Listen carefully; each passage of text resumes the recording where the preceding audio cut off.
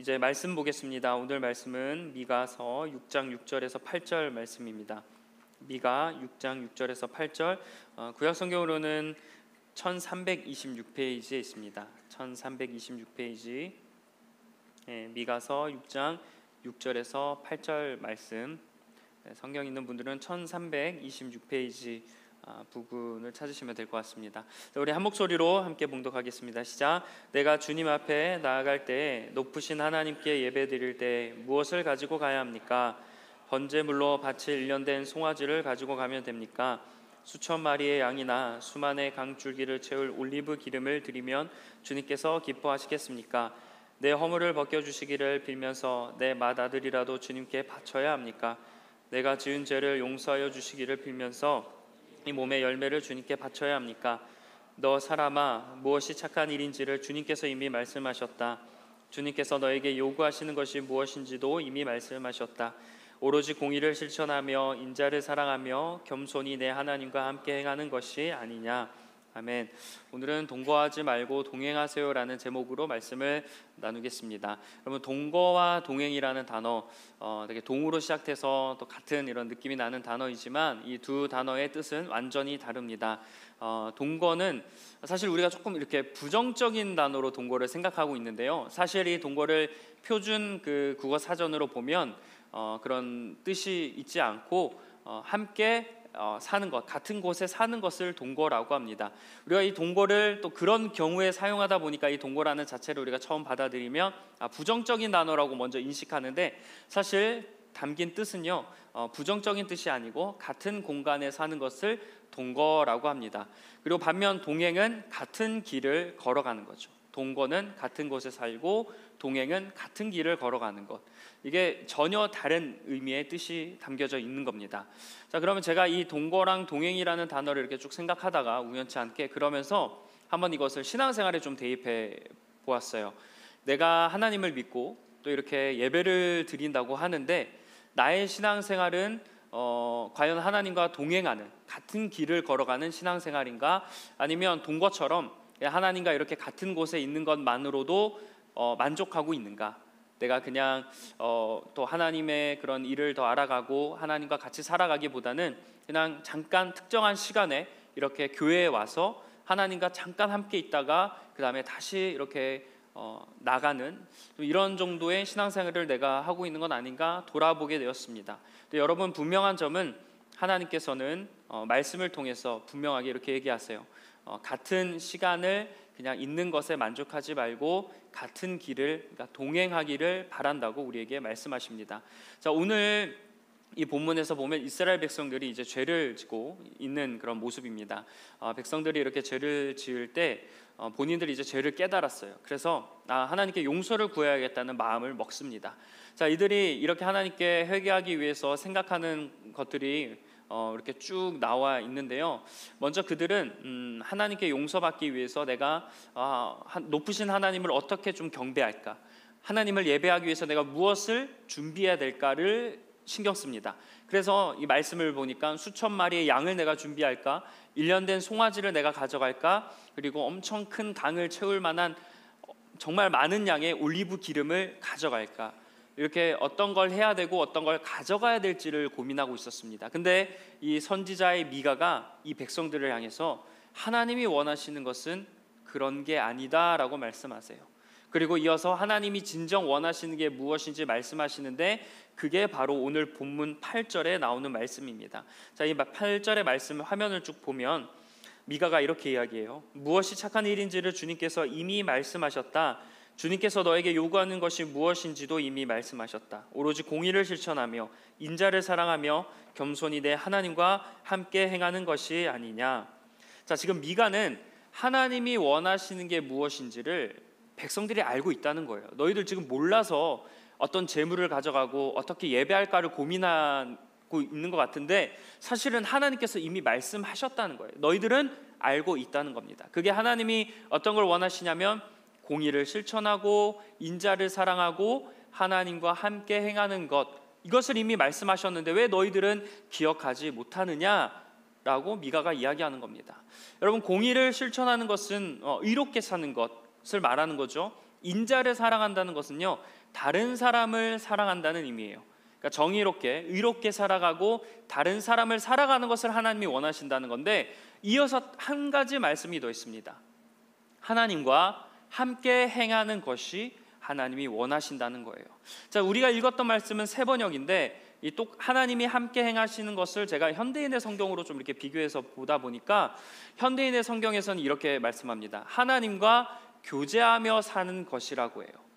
그러니까 이 말씀을 좀 정리해 보면, 세 번역에서는 하나님과 함께 행하는 것, 그리고 현대인의 성경에서는 하나님과 교제하는 것, 결국 어떤 의미냐면 하나님과 동행하는 것이라는 뜻입니다. 하나님이 원하시는 건 하나님과 동행하는 거라는 거예요. 자, 백성들은 악한 행동을 멈추지 않고 좋고 큰 재물만 하나님께 바치면 하나님이 기뻐하신다라고 생각했어요. 심지어 7절에서는 자기 맏아들을 하나님께 제사를 드리면 하나님이 좋아하실 거라고 생각했습니다.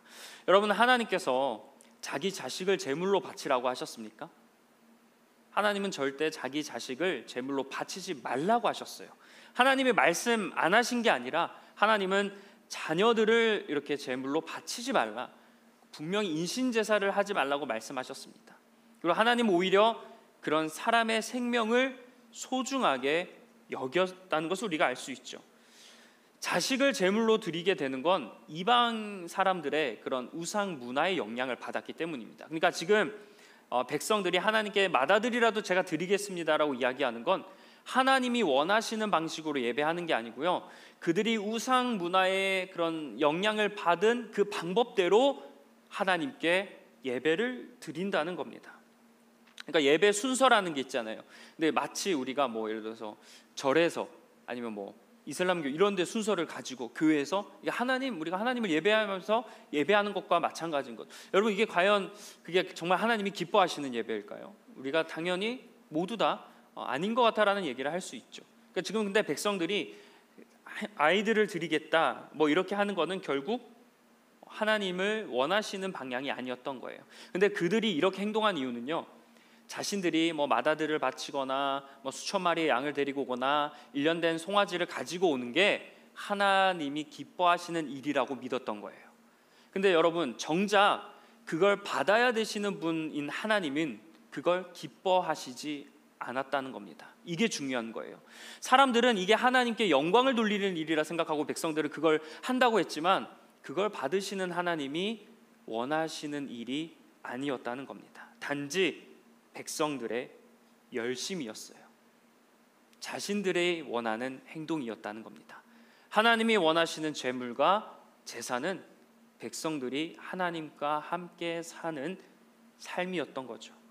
때로는 우리도 여전히 죄를 지으면서도 교회에 더 자주 오게 되면 거룩하다라고 생각을 해요. 내가 회개하지 않는데 예배를 더 드리게 되면 자연스럽게 내가 하나님 앞에 이렇게 부끄럽지 않은, 그리고 내가 조금 더 이렇게 신실해지는 그럴 거라고 우리가 생각을 할 때가 있습니다. 그래서 좀 내가 뭐 이렇게 죄를 지었거나 아니면 좀 신앙적으로 소홀해졌으면 어떻게 더 예배할까, 어떻게 더 교회 더 자주 나가고, 어떻게 하면 하나님의 말씀을 더 볼까, 이런 것에 집중을 합니다. 그러면 이렇게 내가 더 뭔가를 하게 되고 나에게 더 좋은 것을 드리게 되면 하나님이 기뻐하실 거라 생각할 때가 있어요. 근데 이러한 모습이 바로 오늘 당시 백성들의 모습이었습니다. 하나님이 원하시는 것은 어떻게 더 많은 것을 할까, 어떻게 내가 더 이렇게 할까, 이런 걸 원하시는 게 아니고요, 하나님이 원하시는 건 아까 지난주에 말씀을 나눈 것처럼 거룩함을 방해하는, 그런 성령 충만을 방해하는 방탕함을 없애는 삶을 살기 원하시는 거예요. 우리의 악한 모습을 버리고 거룩한 모습으로 나아가는 걸 하나님이 원하시는 거지, 내가 뭐 얼마나 더 많은 예배를 드리고 얼마나 더 많은 뭐 하나님을 행동을 하면서 하나님을 기쁘시게 할까, 이걸 바라본다는 게 아닙니다. 물론 우리가 하나님을 위해서 거룩한 삶을 살다 보면 더 예배하게 되고 하나님께 더 나아가고 싶은 마음이 생겨요. 근데 우선적으로 하나님이 원하시는 것은 하나님과 같은 길을 가게 되는 거지, 내가 같은 길을 가지 않으면서 어떤 행동을 더한다고 해서 하나님이 원하실 거라고 생각하지 말라는 뜻입니다. 우리는 어떠한 부분을 없애고 또 이렇게 내려놓기보다 내가 신앙적인 열심을 더 내기만 하면 하나님이 나를 기뻐해 주실 거라 생각할 때가 있습니다. 그러나 오늘 본문에서는 분명히 말씀하고 계세요. 신앙적으로 더 열심히 하는 것 물론 중요하지만 하나님이 중요하게 여기시는 것은 나의 몸과 내 마음과 내 생각이 하나님을 향하고 하나님이 하라는 대로 내가 그렇게 살아가고 있는가, 하나님이 그걸 보신다는 거예요. 순종이 제사보다 낫다라는 사무엘의 그 말씀처럼 하나님 우리가 순종하며 하나님께 살아가는가를 보신다는 겁니다.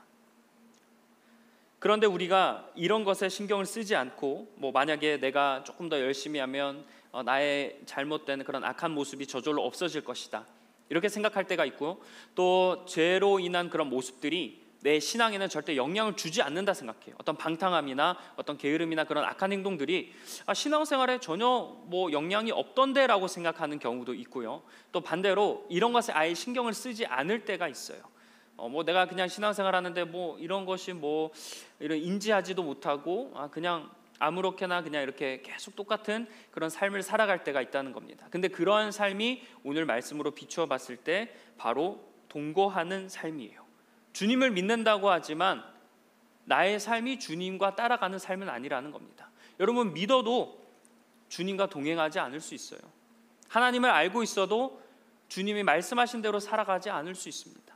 주님은 그걸 말씀하시는 거죠.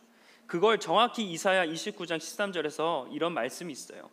이렇게 고백합니다. 화면을 보시면 이사야 29장 13절 말씀에 주님께서 말씀하신다. 이 백성이 입으로는 나를 가까이 하고 입술로는 나를 영화롭게 하지만 그 마음으로는 나를 멀리하고 있다. 그들이 나를 경외한다는 말은 다만 들은 말을 흉내내는 것일 뿐이다 라고 말씀합니다.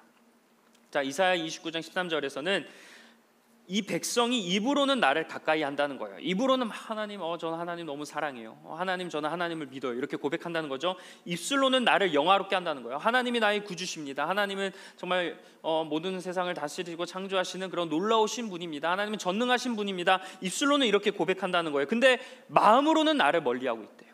입으로는 그렇게 고백하지만 마음은 전혀 입술의 고백대로 살지 않는다는 겁니다. 그걸 하나님께서 말씀하신다는 거예요. 경외하는 것을 어떻게 표현하냐면 들은 말을 흉내내는 것일 뿐이다라고까지 하나님이 어떻게 보면 직설적으로 이야기하시는 거예요. 흉내내는 거래요. 그러니까 내가 하나님을 알고 믿고 있어도 진심으로 나오는 신앙이 아니고 흉내내는 신앙생활이다라는 거죠. 이 말씀은 겉으로는 하나님을 잘 믿는 것 같고요, 겉으로는 하나님과 가까이 있어 보여도 그게 곧 하나님과 동행하는 건 아니라는 겁니다. 하나님과 멀어져 있을 수 있다는 거예요.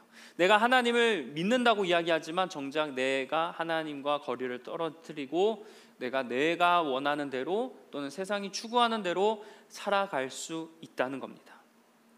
무조건 하나님과 동행하는 게 아니래요. 내가 하나님이 계시는 이런 거룩한 성전에 오면 자연스럽게 내가 하나님 말씀대로 살아갈 수 있다는 게 아닙니다.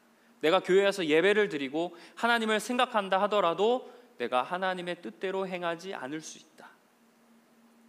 누가복음 15장에는 잃은 아들을 되찾은 아버지 비유가 나오죠. 소위 탕자의 비유가 나와요. 자, 여기서 둘째 아들은 도망을 갔어요. 떠나갔죠. 근데 첫째 아들은 아버지 집에 계속 있었습니다. 아버지와 같이 살았어요. 그러니까 동거하고 있는 거예요. 근데 여러분, 이 첫째 아들이 아버지의 뜻을 알았습니까? 아버지의 마음을 몰랐어요. 그러니까 아버지가 둘째 아들이 와서 막 반기고 잔치를 베푸니까 첫째 아들은 아버지가 이해가 되지 않는 거예요. 화가 난 거예요. 왜 이렇게 하냐고. 나는 여기서 이렇게 했는데 왜 아버지 저렇게 도망간 남이 되겠다고 떠나간 왜 저 아들을 받아주시냐고 막 첫째 아들이 화를 내요. 근데 아버지의 마음은 그게 아니었잖아요. 같이 살고 있어도 큰아들은 아버지의 마음을 이해하지 못한 거예요. 그러니까 같이 살았어도 자기 중심적으로 살았던 겁니다. 큰아들은 아버지가 어떻게 해야 되고 내가 아들이니까 아버지의 뜻이 무엇인지 알고 그런 거에 관심이 없었던 거예요. 그저 자기 위주의 삶을 살았던 겁니다. 그러니까 동행했다기보다는 동거를 그냥 동거 수준으로만 있었던 거죠. 이렇게 동거하는 신앙에는 몇 가지 특징이 있습니다. 일단 동거를 같이 살면요, 여러분 그 사람을 얼굴을 보기 싫으면 안 볼 수 있어요. 같은 공간에 있으면 그냥 등을 돌리면 그만입니다. 그리고 그 사람과 말하지 않아도 돼요. 그냥 내가 저 사람과 같이 있지만 말하기 싫으면 그냥 입 꾹 닫고 이야기 안 해도 됩니다. 그리고 더 중요한 것은 그 사람이 말하는 대로 살지 않아도 돼요. 그럼 내 마음대로 하고 싶은 대로 해도 되지 않습니까? 우리가 뭐 예를 들어서 부모님이랑 같이 산다거나 부부인 분들은 같이 이렇게 살아도 그 사람이 하는 대로 내가 하기 싫으면 안 하면 그만이에요. 그럴 수 있는 자유도 있어요.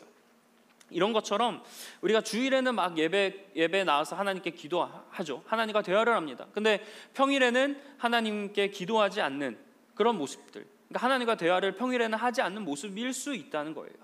같은 공간에 있을 때는 그래도 하나님과 이야기하지만 정작 나의 일상의 삶 가운데서는 하나님과 같이 동행하지 않는다는 뜻이죠. 그리고 주님은 내가 살아가는 곳에서 늘 계신다는 걸 우리가 알고 있어요. 근데 내가 그렇게 일주일 동안 나의 삶 가운데 하나님이 나와 함께 하시는데 하나님을 한 번도 쳐다보지 않을 때가 있어요. 하나님께 한마디도 이야기하지 않을 때가 있습니다. 그러다 우리가 하나님을 찾을 때는 뭔가 내가 문제가 생겼을 때 하나님을 급하게 찾아요. 다급하거나 필요할 때 그제서야 하나님을 생각하며 하나님 이러면서 하나님께 부탁을 하는 모습을 쉽게 볼 수 있죠. 그리고 교회에 와서는 하나님의 뜻을 묻고 하나님이 무엇을 원하시는지 막 기도하지만 정작 내가 어떤 것을 중요한 것을 선택해야 될 때 그런 선택의 순간이 왔을 때는 하나님께 묻기보다는 내 본능대로 그렇게 결정할 때가 있습니다. 그리고 또 우리가 이렇게 믿는 지체들끼리 있을 때는 내가 크리스천이라는 게 부끄럽지 않아요. 그래서 나도 예수님 믿어, 너도 예수님 믿었어, 저도 예수님 믿어, 이렇게 믿는 사람들끼리 있을 때는 내가 크리스천이라는 거 부끄럽게 여기지 않지만 일상에서 어떤 내가 크리스천임을 밝히면 좀 손해를 보거나 어려움이 생겼을 때는 솔직히 조금 감추고 싶을 때가 있어요. 부끄러울 때가 있다는 겁니다. 내가 그냥 다른 걸 하지 않아도 내가 기독교인이라는 것을 밝혀지는 것만 해도 나에게 손해가 오면 그것을 밝히기 싫어한다는 거죠. 반대로 동행하는 신앙의 특징은요, 자발적이에요. 자발적인 신앙생활하는 사람들이 동행하는 사람입니다. 왜냐하면 예수님께서 나를 따르려면, 신약성경에 보면 나를 따르려면이라고요. 그러니까 나랑 동행하려면 예수님께서 두 가지를 말씀하시죠. 자기를 부인하고 날마다 자기 십자가를 져라. 여러분, 날마다 자기를 부인하고 또 십자가를 지고 살아가는 건요, 내가 해야 되는 거예요. 내 십자가를 제 십자가를 여러분이 대신 지어줄 수가 없어요. 제 십자가는 제가 짊어지고 가고 저를 부인하는 것은 제가 해야 되는 겁니다. 남이 해줄 수 있는 영역이 아니에요. 이처럼 주님을 따르려면 자발적인 게 필요하다는 겁니다. 그리고 우리가 소위 주님과 동행하려면 예수님을 향해서 주님을 봐야 되잖아요. 주님께 집중하는 삶을 살아야 되잖아요. 그러면 내가 상당히 내려놓아야 될 것들이 많이 있습니다. 내 계획과 내 욕심과 내 성공과 내 욕망과 내 희망 같은 것들을 내려놓아야 돼요. 근데 우리가 이 내려놓는 게 힘들면 동행하기가 어려운 거죠. 하나님의 뜻을 그래야 되는 거는 알고는 있지만 이해가 되지 않을 수도 있고 이해는 되지만 그대로 살고 싶지 않을 때가 있습니다. 그러나 동행하는 사람은요, 그런 것들을 다 내려놓고 하나님과 동행한다는 거예요. 시편 119편 말씀에는요, 주님의 말씀은 내 발의 등이고 내 길의 빛이라는 그런 말씀이 있어요. 자, 발의 등, 길의 빛, 이건 뭐예요? 그냥 내가 살아갈 때 말씀대로 살아가라는 뜻이에요. 그러니까 하나님과 동행하는 사람은 그 사람의 기준이 말씀에 있다는 겁니다. 내 어떤 본능, 내 욕구, 어떤 내 이익 이런 것에 쫓아 살아가는 게 아니고요, 철저히 말씀을 보고 말씀이 맞으면 하는 거고 말씀이 아니면 거부하는 거예요. 그게 바로 하나님과 동행하는 삶입니다. 당연히 그렇게 말씀대로 살아가다 보면 내가 의식하지 않아도 어느 순간 내가 말씀대로 살아갔을 때 딱 보면 하나님의 뜻대로 내가 살아가고 있다는 것을 분명히 느끼게 되실 겁니다. 그리고 주님과 동행하는 사람들의 특징 중에 가장 큰 특징은 삶에서 열매를 맺는다는 거예요. 요한복음 15장에 보면 나는 포도나무고 너희는 가지니 그가 내 안에 내가 그 안에 있으면 그 사람이 많은 열매를 맺는다라고 말씀합니다. 그가 내 안에 내가 그 안에, 그러니까 동행하고 같은 길을 가고 한 몸이 되었을 때는요, 그 사람에게 열매가 맺는데요. 근데 주님께서 그냥 열매라고 하지 않습니다. 적은 열매라고도 이야기하잖아요. 많은 열매를 맺는다고 말씀합니다. 여러분, 그러니까 내가 지금 동행하고 있는 사람이라면 여러분의 삶 가운데서 열매가 맺힌다는 거예요. 신앙적인 열매일 수도 있고요, 삶에서 여러분이 하는 일에 대한 열매일 수도 있는 거죠. 어쨌든 믿음 안에서 삶이든 신앙이든 교회든 어디든지 간에 여러분이 살아가는 곳에서 열매를 맺는다는 거예요. 근데 내가 만약에 열매를 맺지 못한다고 한다면 내가 동행하는 신앙인은 아니라는 겁니다. 여러분, 우리 현실을 한번 쭉 돌아보았으면 좋겠어요. 우리는 사실 다양한 이유들로 이렇게 신앙생활을 하는 그런 여러 가지 이유를 이야기하고 안 되는 상황들을 스스로 생각을 합니다. 그래서 어떤 분들은 오늘 말씀처럼 동행하는 분들이 계실 거고, 또 어떤 분들은 조금 어렵겠지만 이렇게 동거하는, 그냥 같이 이곳에 나와 있어서 그냥 있는 잠깐 시간을 보내는 수준으로만 원하는 분들도 계실지 모릅니다. 그런데 우리가 동행하려면 이 말씀을 실천해야 되잖아요. 근데 그게 너무 어려워서 좀 동행하길 거부할 때도 있습니다. 그리고 내가 동행하려면 세상의 것들을 막 희생해야 될 것들도 많고요. 일단 좁은 길을 가라 해요. 우리에게 넓은 길, 크고 그런 길을 가라고, 성공의 길을 가라고 하지 않고 주님은 좁은 길, 고난의 길을 가라고 합니다. 근데 내가 그 길을 가기 싫잖아요. 아무래도 우리는 좀 편안한 길을 가고 싶고 나중에 좀 좋은 길, 누리고 싶은 그런 길들을 가고 싶어 하잖아요. 그래서 젊었을 때 고생해서 지금 젊었을 때는 어렵지만 나중에 조금 더 편안한 생활을 살기 위해서 우리가 그런 고생을 하지, 끝까지 내가 좁은 길로 가고 싶어 하는 사람이 여기서 누가 있겠습니까? 그러나 동행하는 길은 분명히 말씀합니다. 좁은 길이라고 예수님께서 말씀하고 계세요.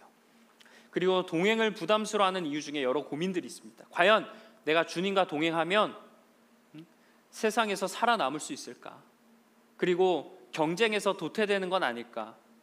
그리고 내가 막 손해만 보고 나에게 유익은 하나도 없고 이런 일들만 나에게 있는 것은 아닐까? 이런 계산과 이런 생각들 앞에 주님과 동행하는 삶을 많이 머뭇거리고 고민하고 있을 수 있어요.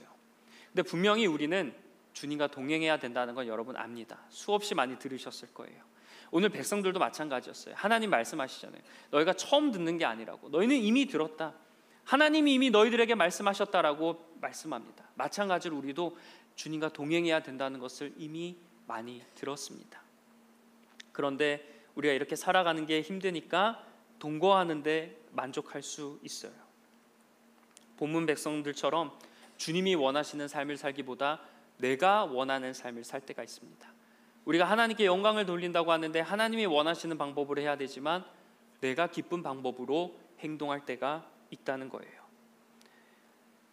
이게 사실 되게 스스로 제가 묵상하면서 이런 생각이 들더라고요. 왜 하나님이 원하시는 방법으로 해야 되는데 내가 원하는 방법으로 할까? 그 중에서는 첫 번째 제대로 몰라서 까먹어서일 수도 있지만 또 두 번째 생각이 문득 들었습니다. 내가 하나님 말씀대로 살기는 힘든 거예요. 내가 할 수 있는 최선의 것들을 합니다. 내가 할 수 있는 것은 최선의 것들을 하면서 내가 동행하지 못하는 것을 대체하려고 해요. 내가 동행할 자신은 없거든요. 근데 내가 이것을 하면 그래도 내가 신앙적으로 뭔가 그런 일을 하고 있다. 스스로 만족하기 위해서, 내 가치가 높아 보이는 것을 위해서 그렇게 하나님이 원하시진 않지만 내가 보기에 옳은 것들을 행동하고 그렇게 결단합니다. 겉으로는 신앙의 도리를 다 하고 있는 것처럼 보일 수 있어요. 왜냐하면 그래도 주님을 포기하지는 않았거든요. 그래도 이렇게 나와서 예배하면서 주님 곁에 머무르려고 하거든요. 그래서 그래도 내가 완전히 포기한 건 아니고 그래도 내가 할 수 있는 만큼의 이런 정도는 하니까 그래도 괜찮지 않을까라고 생각합니다. 그러나 주님은 분명히 말씀하십니다. 너희들이 원하는 걸 하지 말고 내가 이미 너희들에게 얘기한 것을 하라고 우리 주님께서 말씀하세요. 그래서 여러분, 우리가 이 시간 우리 함께 결단했으면 좋겠습니다. 여러분, 우리가 주님과 같이 있는 수준으로 만족하지 말고 동행하셨으면 좋겠어요. 그래도 여러분, 제가 봤을 때는 우리에게는 희망이 있습니다. 왜냐하면 그래도 이 자리에 나와서 주일날 예배하고 하나님의 말씀을 듣고 이렇게 결단하면서 어쨌든 믿음으로 살아가려고 하기 위해서 이 자리에 모이신 거 아니겠어요? 그래서 어제 진행됐던 수련회, 그리고 여러 가지 여러분이 교회에 나오면서 하나님과 곁에 있으려고 노력하는 겁니다. 근데 그런 방향들을 이제 같은 길을 걸어가야 되겠구나라까지 나아가셨으면 좋겠어요. 같이 있는 것에 만족하지 말고 교회에 와서 이렇게 예배하고 이 순간 내가 하나님께 예배했다, 하나님과 같이 있었다 만족하지 말고 여러분이 교회 밖을 나가는 순간에서도 하나님과 동행함으로 만족할 수 있는 저와 여러분이 되길 간절히 축복합니다. 그래서 항상 주님 곁에 머물 수 있는 여러분이 되었으면 좋겠어요. 말씀과 기도로 주님의 뜻을 따르고요. 그리고 하루의 시작을 여러분 내 루틴대로 하는 것도 좋지만 한번 하루의 시작을 하나님께 기도하면서 시작해 보았으면 좋겠어요. 마무리할 때도 마찬가지입니다. 여러분의 하루의 마무리를요, SNS를 하면서 마무리하지 마시고 여러분 하나님께 감사로 마무리해 보세요. 처음과 시작, 하나님 오늘 하루를 하나님과 동행하길 원합니다. 기도로 시작하시고 끝났을 때도 하나님과 오늘 하루 함께 해주셔서 감사합니다. 동행으로 마무리하는 기도를 하셨으면 좋겠습니다. 그리고 중요한 결정을 앞둔 분들이 계시죠.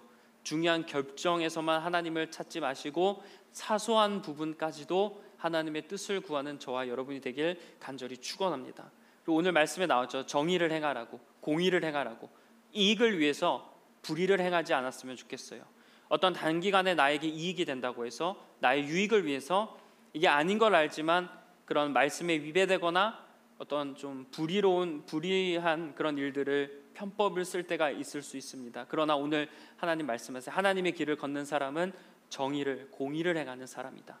의롭게 살아라. 주님 말씀하십니다. 그리고 기분이 좋든 나쁘든 내가 그렇게 할 수 있든 할 수 없든 사람을 사랑으로 대하라고 주님이 말씀하셨습니다. 오늘 이 말씀을 반드시 기억하는 저와 여러분이 되게 간절히 축복합니다.